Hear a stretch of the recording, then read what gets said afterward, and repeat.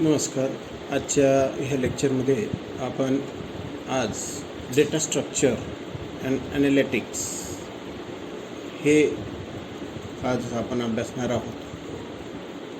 खरं तर NEP ह्या पद्धतीचं हे एक वैशिष्ट्य आहे की विषय ज्ञान याला असणाऱ्या ज्या मर्यादा आहेत ह्या शिथिल करण्याचं काम ह्या NEPनं केलेलं आपल्याला दिसून येतं.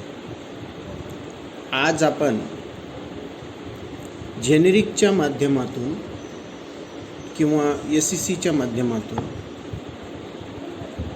आपण आपल्या विषयाचा आवाका कशा पद्धतीनं वाढेल या संदर्भात आपण या ठिकाणी करतो. ह्याच अनुषंगाने ही डेटा स्ट्रक्चर ॲनालिटिक्स हे एक डिजिटल प्रोसेस आहे. ह्या डिजिटल वर्ल्डमध्ये सुद्धा तुम्हाला आज ह्या NEPमुळे एंटर्ड करावं लागेल. तुम्ही भलेही लोकप्रशासनाचे विद्यार्थी असाल, परंतु या संदर्भातही तुम्हाला आता नॉलेज घेणं हे क्रमप्राप्त आहे आणि ते एकदम योग्य आहे. कारण आता कोणत्याही मर्यादेत राहून ज्ञान संपादन करणे याला महत्त्व राहणार नाही. जसं की डिजिटलायझेशन ही प्रक्रिया आपण बघतो की सर्वत्र होत आहे. आज त्यामधून आपण बघतो की बँक असो, कुठलेही बाकी किंवा ना इतर कोणत्याही प्रकारच्या सर्व्हिसेस असो, ह्या सर्व तुमच्याकडे येत आहेत. तुम्हाला त्या ठिकाणी जाण्याची आता गरज राहिलेली नाही. या अनुषंगाने आज आपण डेटा स्ट्रक्चर ही बाब या ठिकाणी बघणार आहोत. तर डेटा स्ट्रक्चर म्हणजे संगणकामध्ये डेटा व्यवस्थित साठवण्याची किंवा तो डेटा व्यवस्थापित करण्याची पद्धत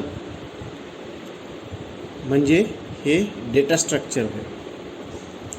केवळ जसं आपण लायब्ररीमध्ये लिहिलेलं एक पाटी असते की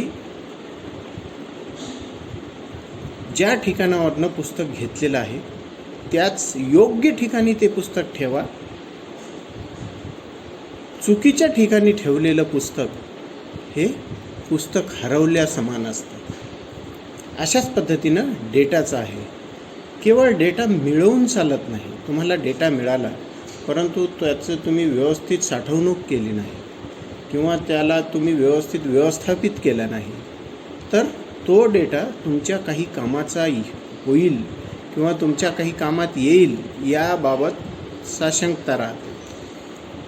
आपल्याला त्या डेटाची केव्हा कशी काय गरज पडेल हे आपल्याला सांगता येत नाही. मग अशा वेळी असा डेटा वेळेवर आपल्याला उपलब्ध व्हावा, वेळेवर आपल्या कामी पडावा यासाठी तो डेटा जलद शोधणे, त्याला आवश्यकतेप्रमाणे वेळोवेळी एडिट अपडेट करणे, म्हणजेच त्याला वापरण्यासाठी सोपं करणे, या संदर्भात तो व्यवस्थित साठवणे, व्यवस्थापित करणे या क्रियेला आपण डेटा स्ट्रक्चर असे म्हणतो. आणि डेटाचा योग्य वेळी योग्य उपयोग करण्याच्या दृष्टिकोनातून ही पद्धत अतिशय महत्त्वपूर्ण अशी आहे.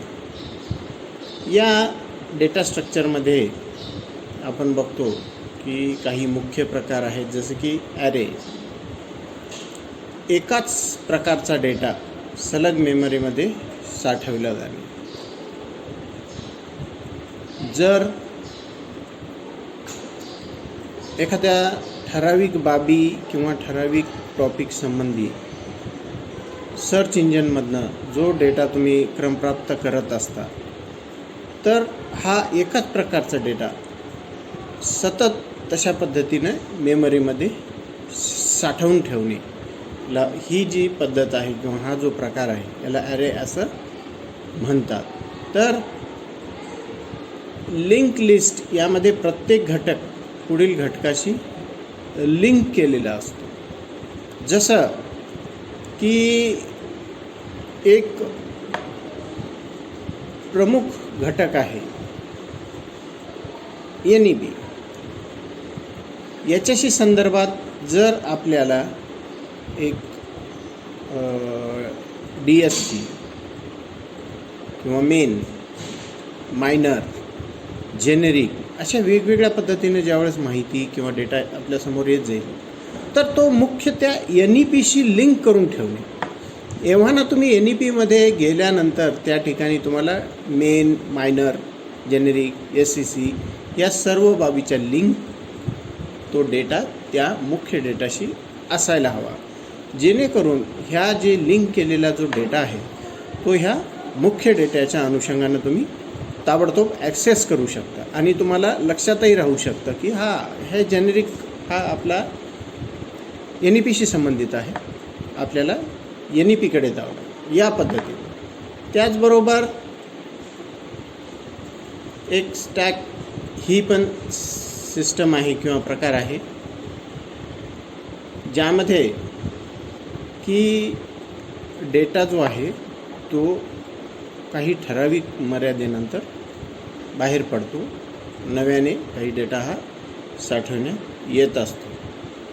त्याचबरोबर क्यू, की ज्या पद्धतीनं जुन्या ओल्ड ज्याला ॲक्सेस आपण करतच नाही, जर ठराविक काळापर्यंत तो ॲक्सेस केला नाही तर तो डेटा हा बाहेर पडतो आणि जो नव्याने साठवण्यासाठी दिलेला डेटा आहे तो क्यूमध्ये असतो, त्याला झालेल्या जागेत तो त्या ठिकाणी साठवला जातो. त्याचबरोबर हायरार्किकल ट्री यामधूनही आपण हा डेटा त्या ठिकाणी साठवू शकतो. एक मुख्य फोल्डर, त्याचे सब फोल्डर्स आणि त्या अनुषंगाने त्या फोल्डरमध्ये त्या अनुषंगाचा डेटा जो आहे हा आपण त्या ठिकाणी साठवत असतो. तर ह्या डेटा स्ट्रक्चरिंगचा सर्वात महत्त्वाचा उपयोग हा आपल्याला या सॉफ्टवेअर डेव्हलपमेंट हे यामधून उत्तम पद्धतीनं आपल्याला करता येतं. कारण आवश्यक तो सर्व डेटा व्यवस्थितरित्या त्या ठिकाणी व्यवस्थापित करण्यात आल्याच्या कारणानं त्या ठिकाणी आपण त्या डेटाचा आवश्यक त्या प्रमाणामध्ये योग्य असा उपयोग करू शकतो.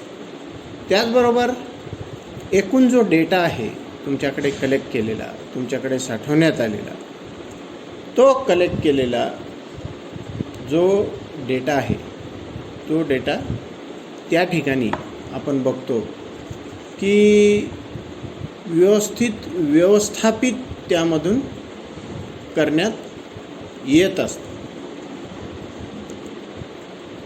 जसं आपण बघतो की ह्या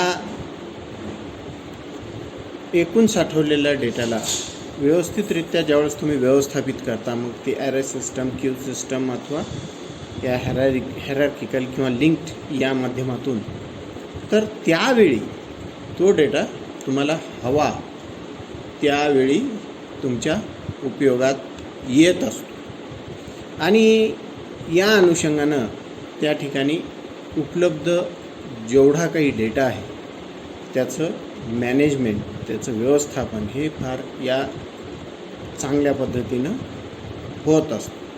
कोणतीही बाब ही वेल स्ट्रक्चर्ड असणे ही फार महत्त्वाची अशी ठरते. अस्ताव्यस्त स्वरूपात असणारी माहितीच नाही,